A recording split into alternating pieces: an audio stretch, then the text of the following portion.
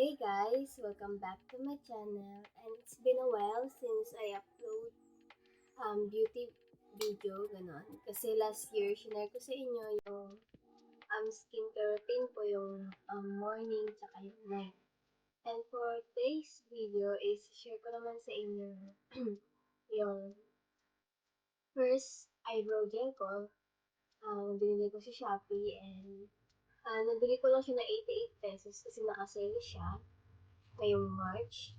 And masaya ako kasi may problema din sa eyebrow ko. May problema din sa eyebrow ko. Bumababa siya. Parang ganyan, no? Gaganyan siya. Bumababa. And parang naiilang ako kapag umano ko sa ibang tao. Nakababa yung eyebrow ko. And hindi pa naman to guys ayos. Yung parang hindi pa nabawasan yung ano. Hindi pa naman bawas yung dito nyo. Tingnan nyo, manipis lang din siya. Ayan. Kung gusto niyo guys na paano siya, medyo pakapal siya and beginner ka pa lang, di mo alam mag-pencil, eyebrow or anything, mas maganda mag-start ka muna sa gel. Kagaya nitong by 3. And, binili ko kasi siya kasi tapos siya sa Shopee. Ayan. By 3 and yung ano niya is ash brown. Kung black guys yung ano niya, kung black yung focus ko. Basta yan, kung brown yung ano, ay kung black yung hair nyo and yung eyebrow nyo, recommend ko to. Ash brown na color na number 2. Yan, number 2. So, di pa ako nakapag-ano ngayon. And hindi ko pa siya inaano. Ginagaya ko siya para tumaas yung ano, yung hair. And tignan yung naggaganyan siya guys. Kapag hindi ako nagagamit ng eyebrow gel. So, testing natin siya. Ayan, gamit ako ng mirror. Tignan nyo guys mamaya kung paano pag gumanda yung eyebrow. So, ayaw ko lang dito guys, ang hirap na ganun. First time ko lang kasi kaya. Hindi, ganito ko muna. And, ayan siya guys. Maliit lang. I-start na natin. Kapag nagaganito ka, dapat mo lang electric fan. Kasi mabilis lang siyang matuyo.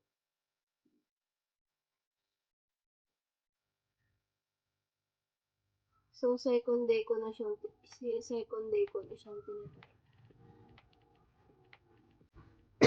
Papasasya na guys kasi lang kaso ako. Gagaling ko lang. Kaya hindi rin ako makapag-upload.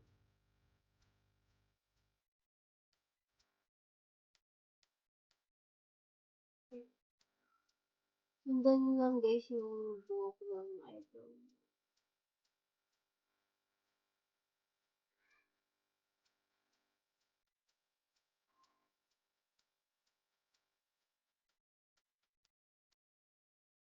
Ayan, nakita nyo guys yung difference. Ito yung naano na. Ito yung balik ko lang. Hindi ko lang alam kasi ganito ko ulit no, para pumunta sa ano. So, napansin nyo guys, yung pagkakaiba nila. Diba dito down na down, no? Down na down siya. Ayan. And dito, ayan. Up na siya.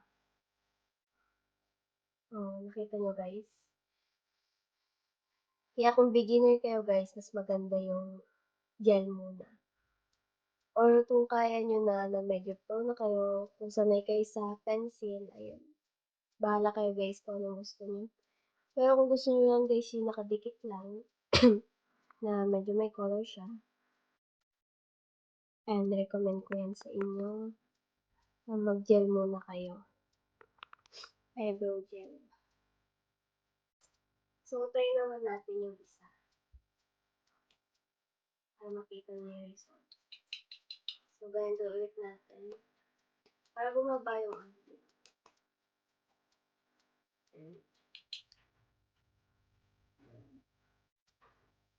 Kabila na.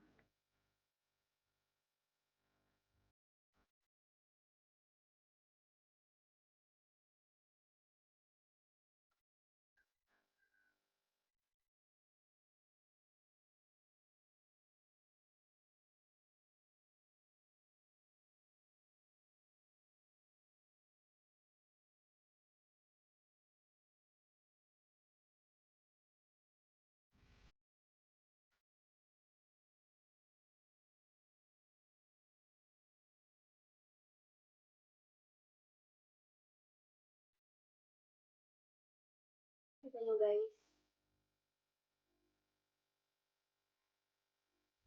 Yan. So, maganda siya.